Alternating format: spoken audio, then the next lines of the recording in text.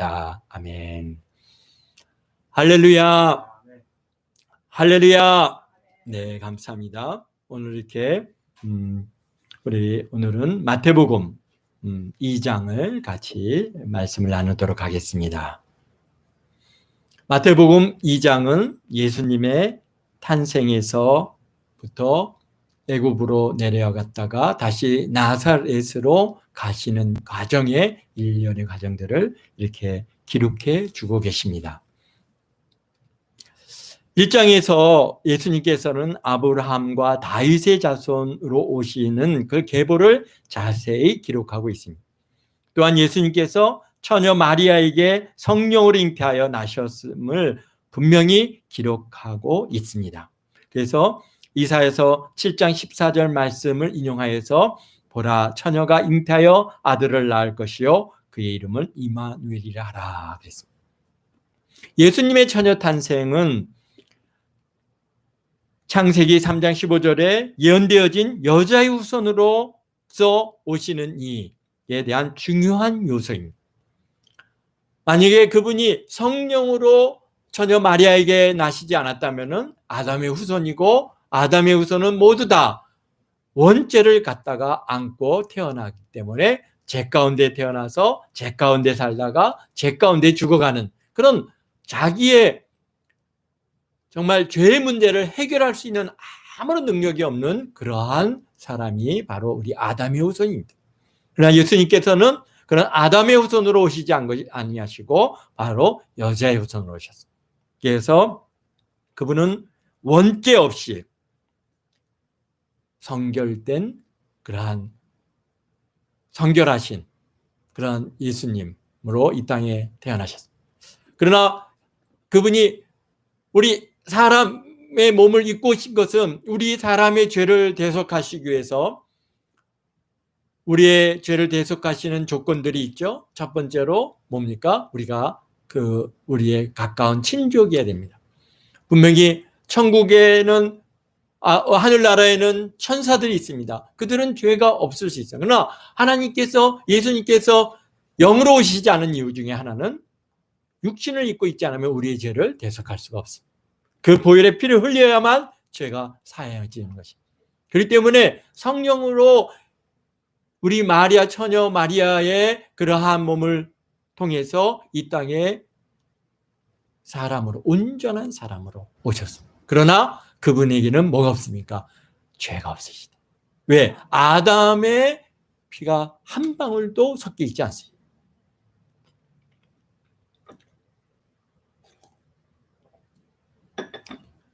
그렇다면 엄마의 피가 혹시 섞이지 않습니까? 라고 물을 수 있겠는데 우리 하나님께서 우리 사람을 갖다가 이렇게 잉태되고 출생하는 모든 가정에 너무 신비한 것은 엄마의 피가 아기에게 전혀 한 방울도 섞이지 않게끔 그렇게 만들어 주셨다는 겁니다. 그래서 만약에 그렇지 않았다면은 B형의 어머니에서 O형의 아기가 태어날 수 없고 B형의 그 어머니에서 AB형의 자녀가 낳을 수가 없는 것입니다. 그렇게 되면은 다 어떻게 됩니까? 피가 엉켜가지고 아기는 살 수가 없습니다.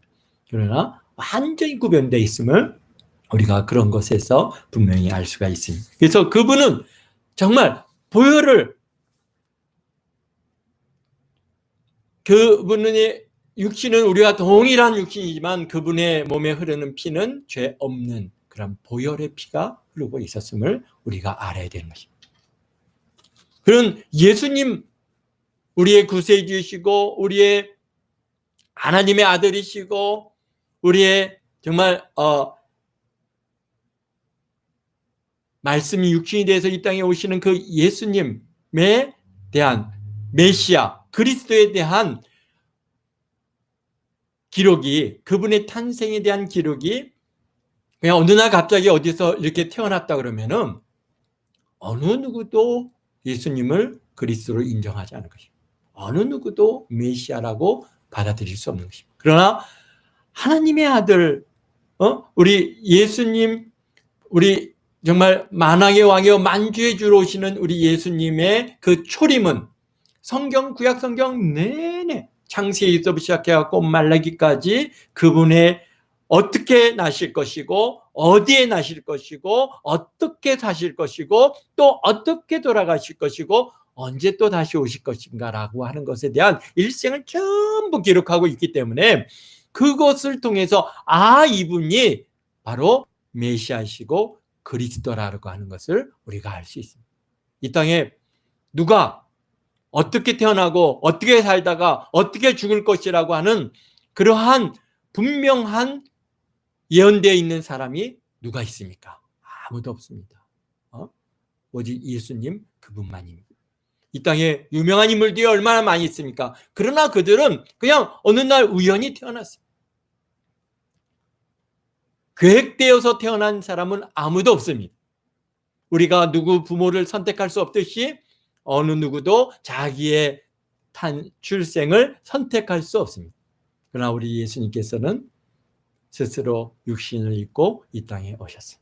그러기에 오늘 2장에서는 그러한 예수님의 탄생이 결코 그냥 어느 날 우연스럽게 이루어진 것이 아니라 분명하게 하나님의 말씀에 계획된 대로 그곳에서 언제 태어날 것이라고 어디서 태어날 것이라고 하는 그러한 미가서의 지금으로부터 예수님의 탄생으로부터 700년 전에 미가서를 통해서 이미 다 예언해 놓으시고 있는 그 말씀이 오늘 그대로 성취되었다고 하는 사실을 누구를 통해서 보여주고 있습니까? 바로 지금 동방박사를 통해서 그 사건의 분명함을 오늘 우리에게 보여주고 계신 것입니다. 우리 1절에 보니까 그 태어난 시기가 언제이냐? 바로 헤롯 왕 때입니다. 그리고 당신은 로마 식민지 하에서 이스라엘 땅을 그렇게 다스리고 있는 왕으로서 헤롯이라는 왕이 있었습니다. 근데 이 헤롯은 어떤 사람입니까? 원래 이두메 출신 사람으로서 에돔 사람입니다. 그러니까 누구입니까? 곧 에서의 후예가 바로 헤롯입니다. 그렇기 때문에 그는 출생상 유대인, 이스라엘의 유대인의 왕이 될 수가 없습니다. 그런데 어떻게 왕이 됐느냐? 바로 로마 황제 옥타비아누스하고 굉장히 아주 가까운 사이였고, 그가 이렇게 옥타비아누스를 갖다가 만나고 사귀는 과정들은 우리가 이렇게 넘어가고, 분명히 그러한 로마 황제를 통해서 유대 땅에 지배자로서 왕으로 그렇게 선택되어지고 세워졌습니다. 그렇기 때문에 헤롯의 그 역사를 그가 그 헤롯이 왕위로 있는 동안 계속해서 두 가지를 갖다가 했는데, 하나는 유대 민족들의 마음을 사기 위해서. 왜? 자기 출신이 이게 이두메 사람이거든요. 에돔 출신이란 말이에요. 그러니까 그런 출생의 그런 핸디캡을 없애기 위해서 유대인들의 마음을 사기 위해서 그가 뭘 했습니까? 바로 예루살렘의 유대 성전을, 이스라엘의 그 이제 성전, 그러니까 우리가 나중에 그것을 헤롯 성전이라고 불리는데요. 아주 그냥 거창하게, 아주 웅대하게, 거대하게, 아주 큰 성전을 지어서 유대인들에게 주어졌어요. 그러니까 유대인들이 상당히 불만은 있었지만은 그래도 이 헤롯이 성전을 그렇게 건축하고 세운 것에 대해서는 굉장히 호의적인 마음이 있었습니다. 그래서 그 성전이 얼마나 웅장하고 거대한지 오늘날도 그 성전의 성벽, 북벽만 남아 있는데, 다 부서지고 다 헐리고 북벽만 남아 있는데도 그 북벽만 해도 굉장한 규모의 큰 벽을 이루고 있습니다. 그러니까 이 헤롯이 세운 유다의 예루살렘의 헤롯 성전이 얼마나 큰지를 알 수가 있습니다. 지금도 이스라엘 백성들은 그 성전 북벽에 가서 통곡의 벽이라고 그렇게 불려지고 있죠. 거기에 가서 마다 눈물로 기도하고 있는데요. 그 누가 그것을 세운 거예요? 헤롯이 세워진 것입니다. 그리고 또 어떤 일을 많이 했냐면 토목공사에 이 사람이 굉장히 아주 그냥 토목공사를 하는 일에 몰두했습니다. 그래서 요번에 성지 순례 갔을 때 가이사라를 방문했는데 가이사라에 가면은 이 수로가 있습니다. 수로가 쫙 하니 몇 킬로에 걸쳐서 수로가 있는데 멀리 있는 물을 갖다가 이 가이사라 지역으로 물을 보내기 위해서 그 수로를 세우고 거기에 물관을 넣고 상수도관을 넣어서 물을 갖다가 그것도 2000년 전에 만들어 놓은 그대로 지금도 있습니다. 그게 뭐 누가 했느냐? 바로 헤롯이 했습니다.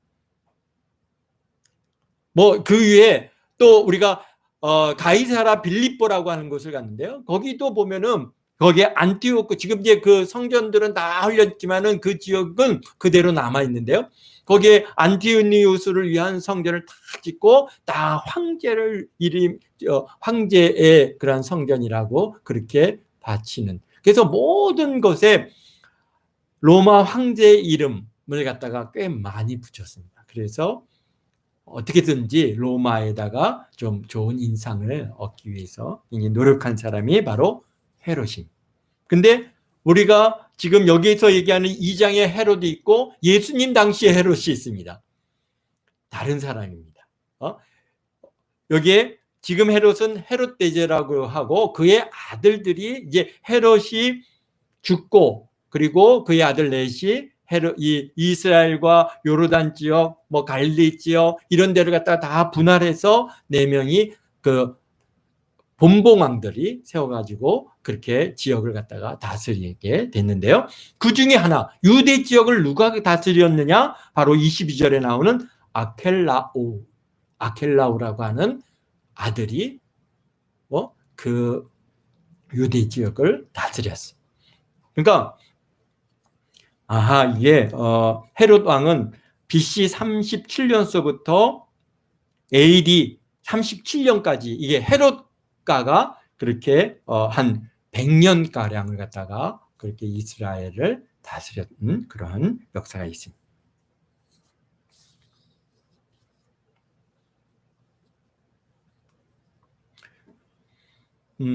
유대 지역은 아켈라우스가 다스렸고요. 갈릴리 지역은 안티파스.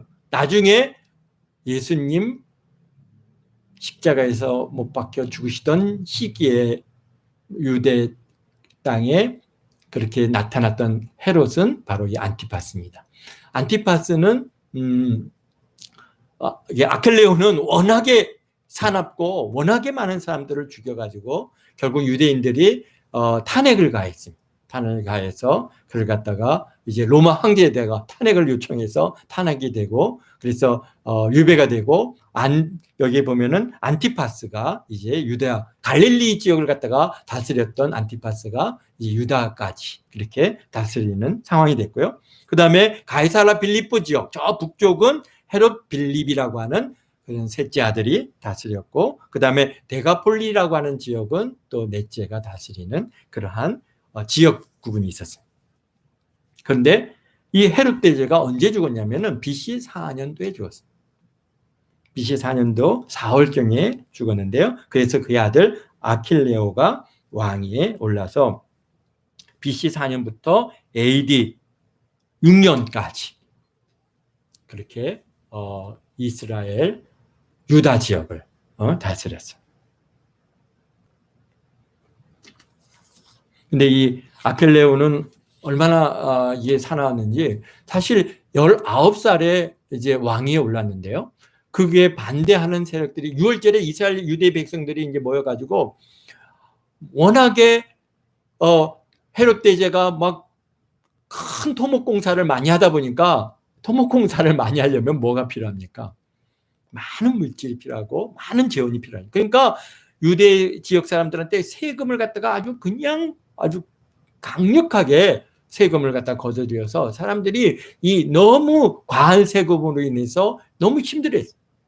그래서 불만이 많이 있었는데 마침 누가 그 헤롯 대제가 죽고 그의 아들 아켈레오가 왕에 오르니까 이게 마침 6월절이 됐어요. 6월절이 되면 유대의 모든 유대 백성들이 다 이제 성전에 와서 6월절을 지키게 되는데, 그렇게 사람이 모이니까 뭐가 발생하는 거예요? 거기서 그동안에 갖고 있었던 불만들이 표출이 되기 시작했어요. 그래가지고 거기서 많은 소요가 발생을 하게 됐는데, 그것을 갖다가 이 아켈레오가 병사들을 다 풀어가지고 3,000명을 갖다가 학살해 버렸어요.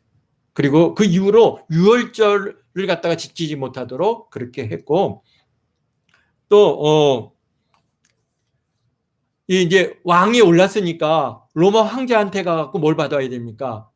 그 왕으로서의 그러한 이제 그런 인정을 받고 와야 되는 거니까 로마로 간 사이에 또 폭동이 일어난 거예요. 유대 이스라엘 지역에서. 그래가지고 로마 군장 바루스를 갖다가 통해서 2,000명을 갖다가 십자가에 다 채용. 그런 일들이 바로 이 아켈레오가 임금으로 있는 동안 한 10년 정도 유다 지역을 갖다가 다스렸는데요. 그때 아주 발생했던 많은 악행이 있습니다. 그래서 오늘 여기에 보니까 헤롯 왕 때, 이 헤롯 왕은 누구예요? 헤롯 대제이죠. 지금 우리가 예수님 당시에 헤롯의 아버지입니다. 그때 예수께서 유대 베들레헴에서 나심에 동방으로부터 박사들이 예루살렘에 이르러 유대인의 왕이 나신 이가 어디 계시냐? 우리가 동방에서 그의 별을 보고 그에게 경배하러 왔노라 하니 그랬습니다.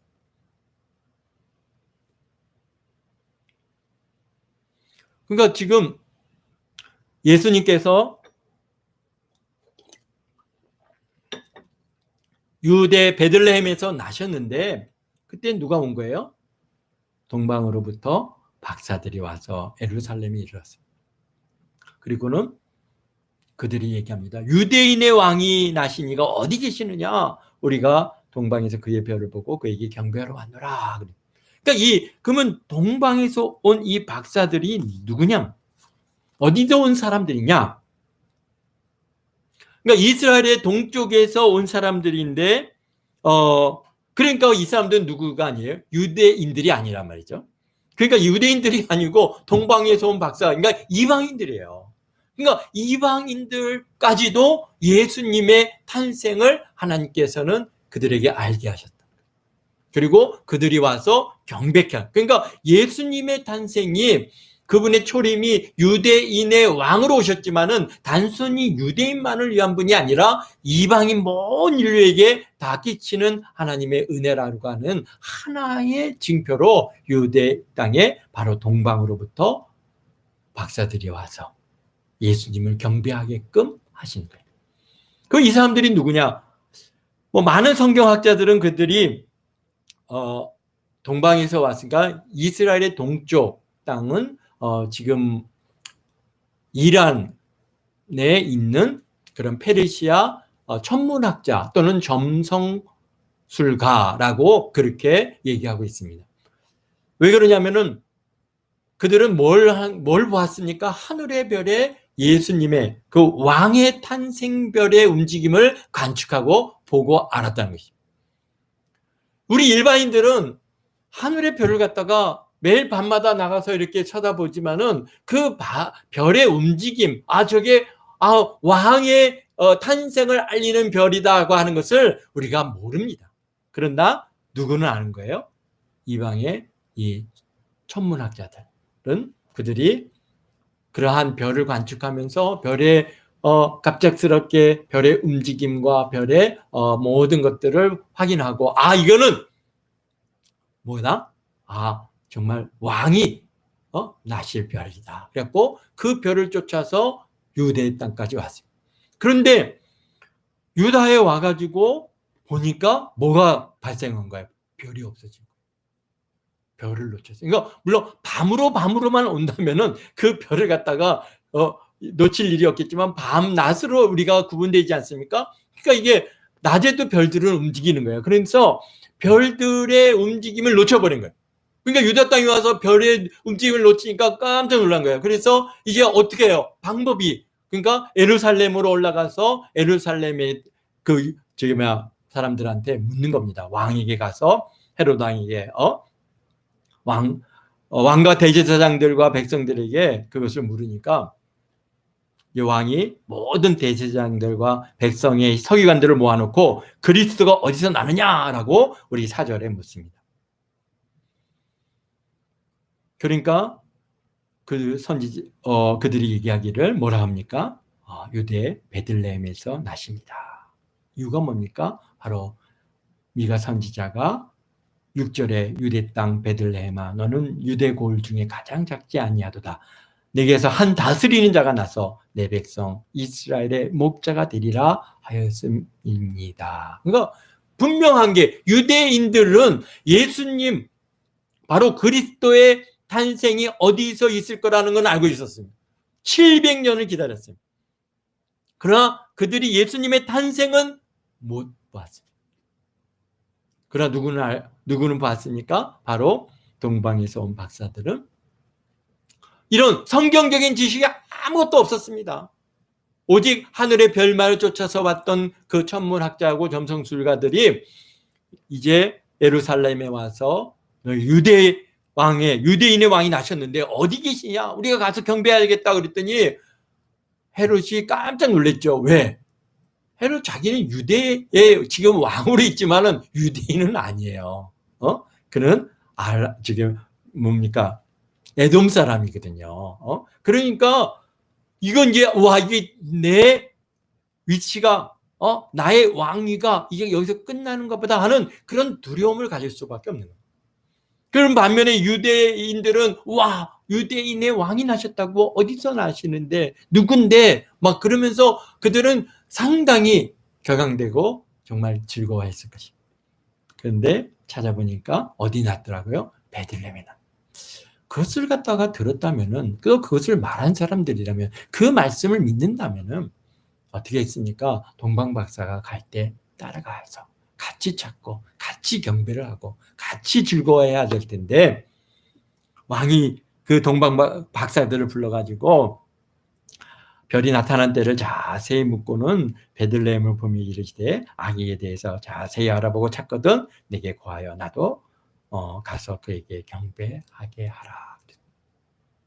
사실 왕의 탄생에 대한 그런 기쁨이 있고 기대가 있고 그것을 갖다 보고자 하는 열정이 있었다면은 동방 박사들과 함께가 아니라 먼저 가서 더 잘 알 수 있잖아요.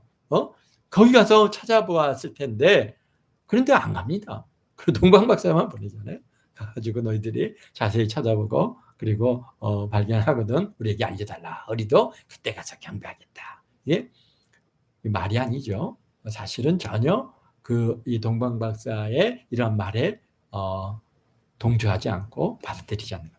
그러나 동방 박사들은 이제 베들레헴으로 내려갑니다. 베들레헴에 내려가는데 또 그 마침 없었던 그 별이 다시 나타나.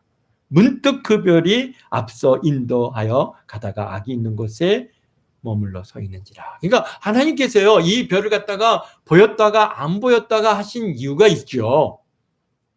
만약에 그냥 계속 그 별의 인도함을 받아서 베들레헴으로 갔다 그러면은 예수님의 탄생을 갖다가 예루살렘에 가서 공개적으로 알릴 기회가 없었어요. 그런데 그것을 싹 보이지 않게 거두시니까 이 동방에서 온 박사들은 자기네들은 그것을 쫓아서 이란에서부터 오는 데는 대략 37일 빨리 오면 그렇게 하고 길게는 한 60일 정도를 갖다가 한 2달 전서부터 그렇게 그 길을 쫓아온 사람들인데 그냥 없어졌다고 이거 우리가 놓쳤네 그러고 돌아갈 수가 없는 거 아닙니까? 그러니까 가서 열정적으로 찾을 수밖에 없는 것이죠. 그러니까 예루살렘에 유대인의 왕이 태어났다고 하는 것을 공개적으로 알려주시는 그러한 중요한 방법인 것입니다.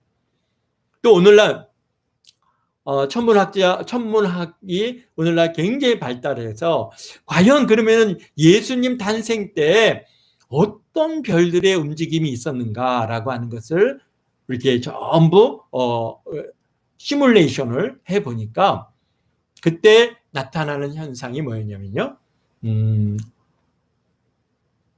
그러니까 화성과 목성이 굉장히 근접해가지고 화성이 앞서가다가 어느 날 갑자기 화성이 역주행을 해서 뒤로 물러서고 그러는 사이에 뭐가 목성과 서로 겹쳐지면서 화성이 없어진 것처럼 보이는 현상이 바로 그 시기에 나타났어요. 그러니까 지금 외행성의 대략적인 움직임이 그렇습니다. 외행성이 지구하고 태양하고 이렇게 가까이 있을 때 나타나는 현상 중에 하나가 이게 이렇게 가다가 역주행을 합니다. 역주행을 했다가 다시 이렇게 가는 그런 아주 특이한 현상을 갖다가 보이는데요. 근데 그게 목성과 화성이 이렇게 근접해서 그런 현상이 나타나는 것은 1000년에 한 번 정도 있다고 합니다. 그러니까 지금까지 한 2번 있었던 거죠. 그런데 예수님 탄생 때 그런 그 시점에서 그런 현상이 있어서 이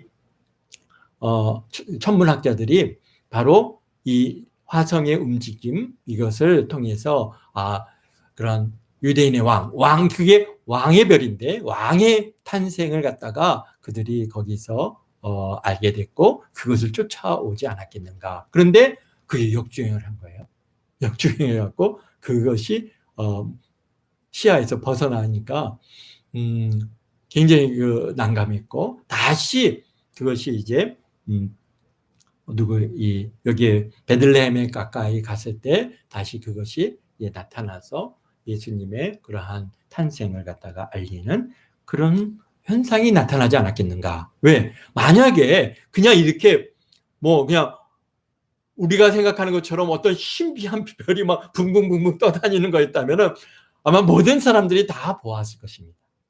다 보아서 알았을 것이고 그러면은 다 쫓아다녔을 거예요. 그런데 여기에서 누구만 나온 거예요? 바로 동방의 박사들입니다. 천문학자들. 그러니까 관측을 해야만이 아는 현상이에요. 그래서 그렇게 그런 일들이 있었지 않았겠는가 해서 찾아보니까 그런 현상이 있더라는 것이죠. 그래서 이때 그러한 동방에서 온 박사들이 그 별들을 그렇게 해서 놓쳤고 또 다시 그렇게 해서 발견했구나라고 오늘 그런 기독교 천문학자들은 그것을 그렇게 지금 그런 현상을 받아들이고 있습니다. 어쨌든가 그들이 아기의 탄생을 가서 보았고 황금과 유황과 모략 예물을 드렸습니다. 황금은 금이고요. 유황은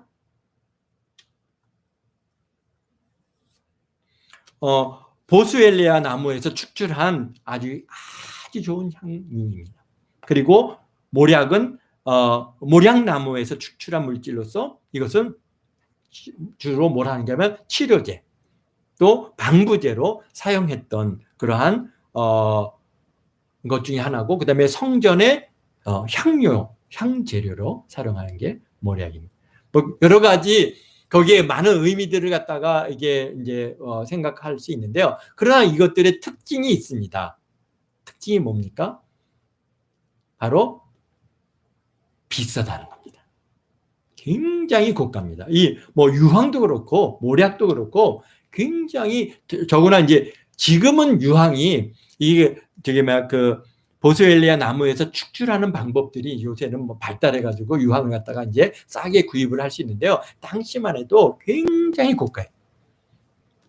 그러니까 그 무슨 얘기예요? 멀리서부터 오는 이 박사들이 가지고 와야 되잖아요. 가지고 오려면 어떤 걸 가지고 오겠습니까? 부피가 큰 걸 갖고 올 수가 없어요. 그러니까 부피가 작으면서 아주 최고 고가. 그게 뭐예요? 바로 황금이고 유황이고 모략입니다. 그래서 바로 그것을 현금화할 수 있는 좋은 그러한 아주 고가의 재료, 물건을 준비해 갖고 지금 와서 우리 예수님께 경배하며 드립니다. 물론 거기에 담겨져 있는 의미는 여러 가지 우리가 생각할 수 있는데 우리가 일상적으로 생각해 볼 때 그렇다는 겁니다. 그리고 꿈에 헤로데게로 돌아가지 말라고 하는 지시를 받아서 그들이 다른 길로 북으로 돌아갔습니다. 그들이 떠난 후에 사자가 요셉에게 현몽하여 이르되 헤롯이 아기를 죽이라 하니 일어나 아기와 그의 어머니를 데리고 애굽으로 피하여 내가 내게 이르기까지 거기 있으라 하셨습니다. 그러면 여기서 동방박사가 그들이 돌아가고 난 다음 13절까지는 얼마 정도의 시간의 텀이 있다고요? 우리 박 집사님 숙제 냈죠? 얼마? 네? 한 달에서 두 달. 네. 왜 그런 생각을 해보셨어요? 네, 그래요. 맞습니다. 예, 맞는데요. 왜 그렇습니까? 우리 예수님의 그런 탄생에 대한 기록이 기록에 보면 누가복음에 뭐가 있으니까 예수님께서 누가복음 몇 장이죠? 2장 한번 볼까요? 누가복음 2장을 한번 가서 보죠.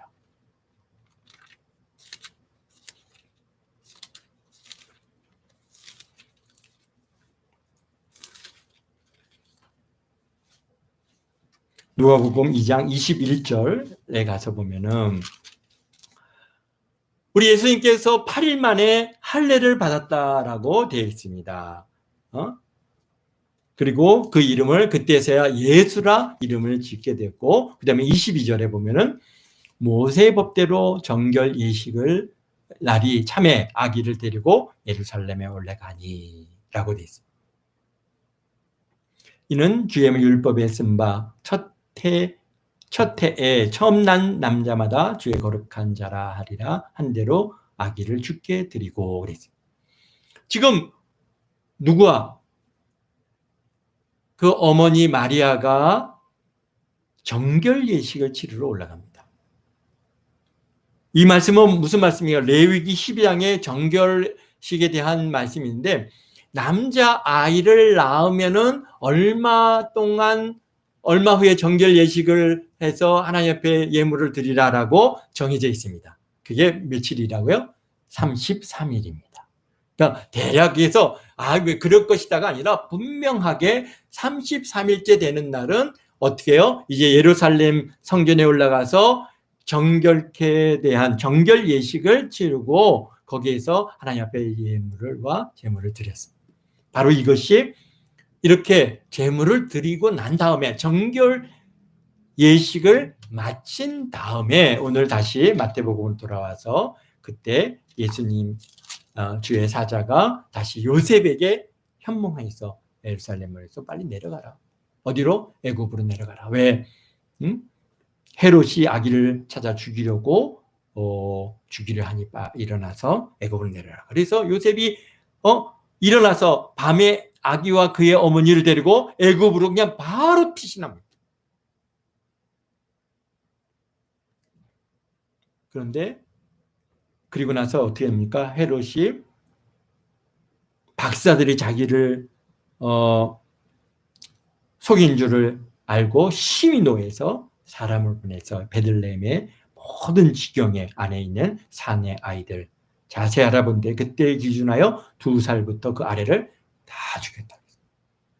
그러니까 헤롯이 동방박사를 보내고 대략적으로 한 달 33일 이상의 시간을 갖다가 보내고 나서야 기다려도 안 오니까 이제 이게 속았구나. 그래가지고 군사를 보내서 베들레헴에 그 근방에 있는 모든 아기를 다 죽였어요. 2살 이하. 근데 그 모든 말씀들도 또한 예레미야서에 그렇게 기록되어진 일들이 그대로 이루어지고 그 다음에 애굽으로부터 내 아들을 부르리라라고 하시는 그런 말씀을 이루기 위해서 예수님께서 어디로 내려가셨어요? 애굽으로 내려가셨다. 그러니까 하나하나 그분의 그 생애가 모두 다 참 그렇게 하나님의 계획 하에 말씀에 그런 예언되어진 말씀들을 하나 성취하는 과정에 있다라고 하는 사실을 우리가 볼 수 있습니다. 그리고 헤롯이 죽었어요. 언제 죽었습니까? 4월달에 죽었어요. 그러니까 예수님 탄생을 갖다가 우리가 1월 1일로 보면은 그가 한 4개월 후에, 그러니까 한 달 이후에 베들레헴의 모든 아기들을 다 죽이고 그리고 얼마 못 살았어요. 완전히 그 역사 기록에 의하면은 막 이게 몸이 썩어서 그렇게 해서 죽었다라고 그렇게 기록이 남아 있어요. 그러니까 그 악행을 행하고 하나님께서 그냥 두시는 거 아니에요. 그냥 바대로 치는 거죠. 무서운 일입니다. 그래서 이런 헤롯이 죽은 후에 사자가 애굽에서 요셉에게 현몽하여 일어나 아기와 그 어머니를 데리고 이스라엘 땅으로 가라 그랬습니다. 그러니까 애굽으로 내려가서 거기에서 얼마의 시간을 머물렀을지는 모르겠어요. 그러나 올라와 보니까 누가 왕이에요? 아켈라오가 왕이더라는 것이죠. 그래서 유대 땅에 머무는 것을 두려워해서 어디로 갑니까? 바로 안티파스가 다스리고 있는 갈릴리 지역에 있는 나사렛이라고 하는 것으로 갑니다.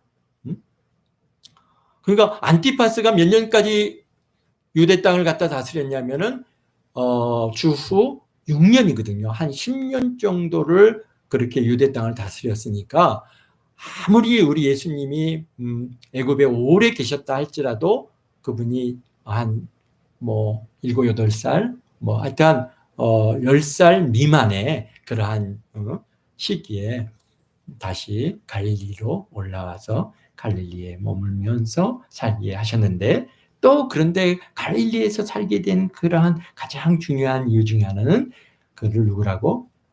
나사렛 사람이라 칭하리라 하심을 이루려 함이라 라고 23절에 그렇게 기록하고 있어요. 네, 그랬으니까 우리가 정말 놀라운 것은 우리 예수님의 생애는 그분의 발걸음 하나까지도 정말 어떤 면에서 호흡 하나까지도 말씀 하나까지도 우리가 그냥 그분이 그렇게 어느 날 갑작스럽게 태어난 것이 아니라 그분이 하나님께서 미리 어떻게 살 것이고 어떻게 태어나고 어떻게 살 것이고 어떻게 죽을 것이라고 하는 모든 것들을 다 그렇게 기록해 놓으셨기 때문에 우리가 성경을 통해서 정말 이분이 메시아인가 하나님께서 보내시는 그리스도인가를 갖다가 우리가 확인할 수 있도록 하나님께서는요 분명하게 성경에 다 기록해 두셨다는 겁니다.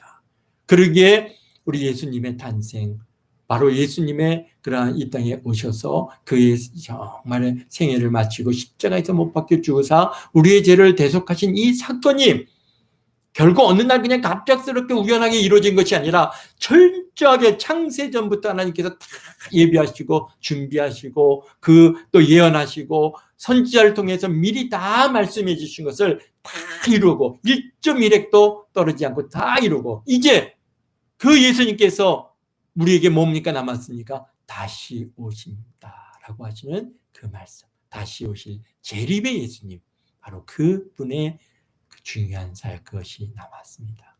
오늘 우리는 다 우리 예수님의 생애를 어떻게 나셨고 어떻게 사시고 어떻게 죽었다고 하는 이 모든 것들을 앞으로 계속 확인해 나갈 것인데 그 모든 것의 확인의 끝은 무엇입니까? 그러기에 다시 오신다는 그분의 말씀도 그대로 이루어질 줄 믿습니다. 아멘. 기도하겠습니다. 거룩하신 아버지 하나님 감사합니다. 오늘도 우리 마태복음 2장을 통해서 예수님의 탄생과 그분의 아버지 하나님이여 애굽으로 가시는 과정 모든 것들을 우리가 함께 따라가며 생각해 볼 수 있는 은혜를 주셨사오니 감사합니다. 참으로 하나님께서 우리 예수님의 탄생이 그냥 저 베들레헴 한 구석에서 그냥 조용하게 나신 것이 아니라 온 세계에 다 알려주셨고 이방의 그 아버지 동방의 박사들까지도 알고 찾아와서 아버지 하나님의 경배케 하시는 이 놀라운 하나님의 계획하심을 우리가 보게 됩니다. 아버지 하나님 이제 주님 우리에게 다시 오신다라고 하시는 그 말씀이 오늘 우리에게 남았음을 우리가 아버지 하나님이 다시 확인합니다. 우리 주님 오신다고 하시는 이 말씀도 그대로 이루어질 줄 믿사오니 아버지 하나님의 주 예수여 속히 오시고 주님 오실 때 아버지 하나님이여 우리가 다 신부단장 잘해서 참 주님을 기쁨으로 맞이하는 우리 동안교회 모든 성도들 다 되도록 주님 축복하심을 감사합니다. 주님께서 아버지 하나님이여 지난 3일 동안도 함께해 주신 것처럼 주일 모일 때까지 은혜로 붙들어 주시고 어떤 악한 세력도 틈타지 못하도록 어떤 질병의 세력도 틈타지 못하도록 아버지 어떤 위험의 세력도 틈타지 못하도록 천군 천사로 지켜주시고 아버지 눈동자같이 지켜주셔서 모든 위험과 사고부터 아버지 하나님 지켜주실 줄 믿고 감사합니다. 아버지 하나님, 우리가 주일날 기쁨으로 모여서 하나님 앞에 예배하고 주님을 높여드리는 저희 모두가 되게 도와주옵소서. 감사와 영광을 주 앞에 드리오며